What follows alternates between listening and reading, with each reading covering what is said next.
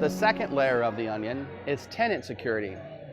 It was hard to come up with a name for this because it really encompasses the Security and Compliance Center, Exchange Online, Skype for Business, OneDrive for Business. So I've just called it tenant security. And we're just talking about your Office 365 environment as a whole, which includes some pieces from Azure. But for this conversation, we're really talking about your 365 tenant. The first piece of your 365 tenant security is Exchange Online protection. These are the same Exchange protection we've had for years. It's just gotten better and better. Now, what's different is we need the ATP, or the Advanced Threat Protection component, for a GCC high implementation. We have to have this for 800-171 compliance. Why? Good question. 800-171 requires zero-day threat protection.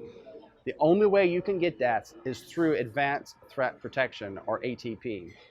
The second component is the OneDrive security, the SharePoint security. It's kind of the standard stuff we've always known. So sites and permissions, so I'm not going to talk to that. There's tons of information about site security. But just think about how you share things externally. I think that's the most important piece around SharePoint, OneDrive, Skype. Are you going to allow federation with other people in Skype?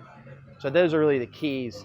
So that's that tenant layer of the onion, that tenant security layer of the onion. The last piece of that second layer of the onion is data loss prevention.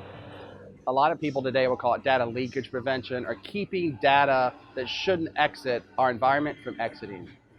I think about DLP as a wrapper around the entire Office 365 tenant. So it's a protective layer for email, OneDrive for Business, SharePoint, any of those technologies. We can control based on the content of the file or the label on the file, the behavior about how and if it can exit.